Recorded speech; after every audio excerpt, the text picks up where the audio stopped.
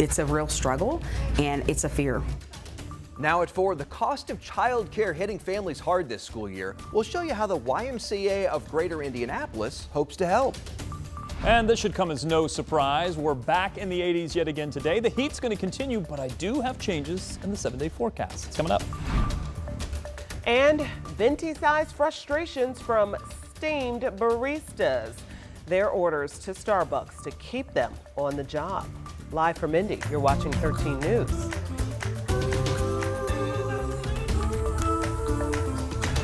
Good afternoon. Thanks for joining us this afternoon. I'm Dustin Grove. And I'm Felicia Lawrence. Thanks for watching 13 News at 4.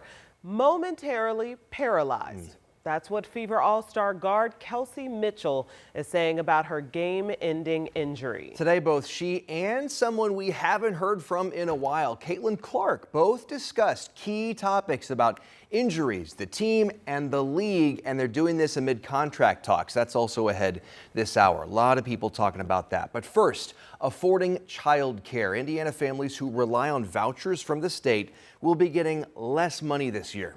For some families, up to 50% less, but the YMCA of Greater Indianapolis wants to help. Samantha Johnson is here now after visiting one of their early learning centers today. And Sam, I think every parent has certainly dealt with, the realities of the expenses of childcare. Yeah, there's a lot going on right now, a lot of frustration, a lot of confusion. The YMCA is trying to make a difference here. Today, I visited their Fishers location, got to spend the day with the little ones, the babies. And for all of this to make sense, I need to give you a little background, okay? So these vouchers, they come from Indiana's Child Care and Development Fund. This summer, we know about 55,000 kids depended on those vouchers for care. And at the YMCA of Greater Indianapolis, they serve thousands of kids in their before and after school programs. The old vouchers used to cover the cost, but now because of changes in this year's state budget, families are having to pay that remaining cost.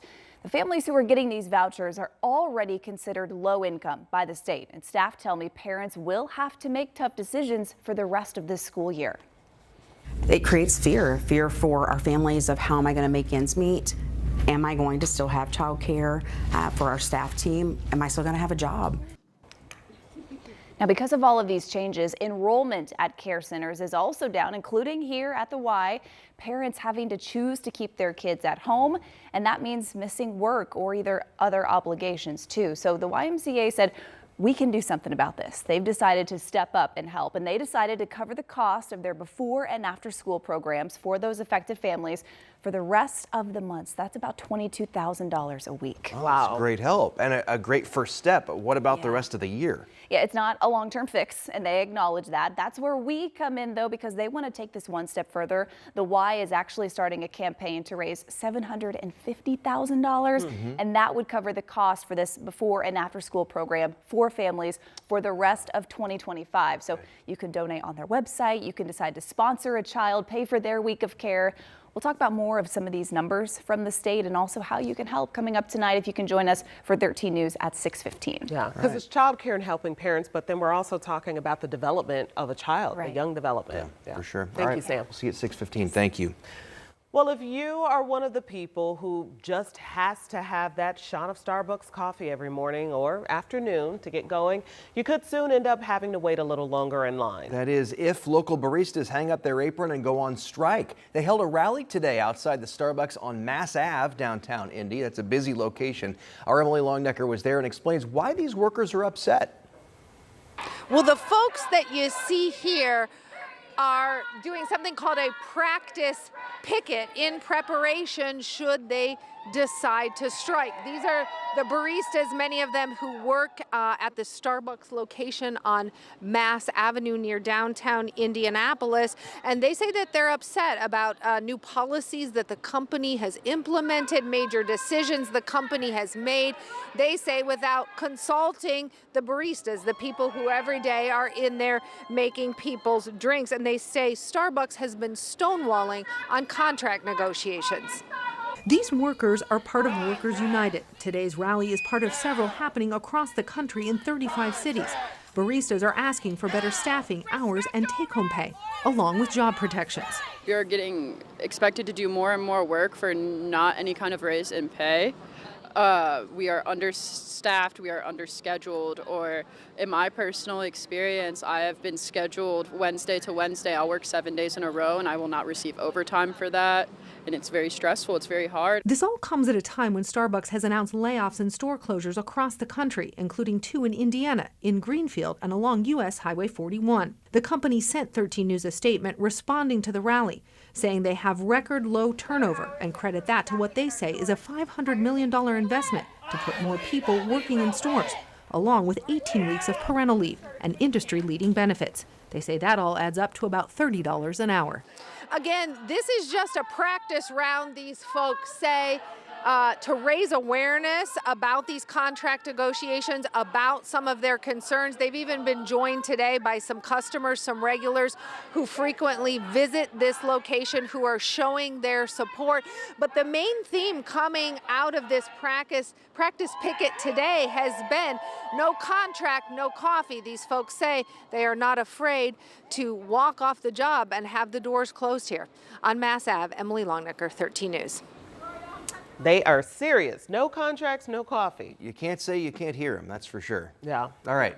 Today, crews finished tearing down a troubled housing complex on the Far East Side. So take a look at what remains of Town and Terrace now. The last few units are now just piles of rubble. Demolition began 2 years ago. The city says years of neglect made it a hotspot for illegal activity. In 2020, police made 400 runs to the complex. One woman who lived there more than 30 years ago hopes to see new investment in the now vacant property.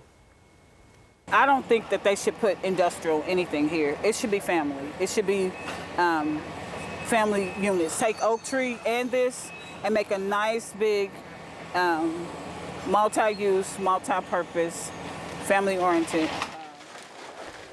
Councilor Renee Allen, who represents that district, says the next step is to get feedback from the community about what they want to do with this area. All right, 4:07, let's talk about the weather impact on this Thursday afternoon. Beautiful looking day outside, Rob, and the hot streak continues. Yeah, temperatures aren't going to change. Now, I did, when I looked at the forecast today, I know we've been kind of advertising that down the road at some point, we're going to see things change up. I mean, it has to, right? We're getting closer and closer to winter. We're waiting. We're waiting. You're going to have to wait at least, I think, about 4 more days or so. Okay. And then there does appear to be a pattern change. Something that's going to bring us a chance for rain, something that's going to bring us some cooler temperatures. All right. I'll cover that in a bit. In the meantime, let's talk about where we are tonight, because if you have plans for tonight, for Friday night, for Saturday and Sunday, the weather is not going to be a concern, except that maybe it's going to be a bit on the warm side. 83 is our current temperature. We do expect the temperatures to stay in the 80s for the next several days. Really, the pattern is not going to change in the short term. So at least through Sunday, this is what each day is going to look like. Temperatures into the 80s. 87 right now for St. Louis, for Kansas City, and for Nashville. So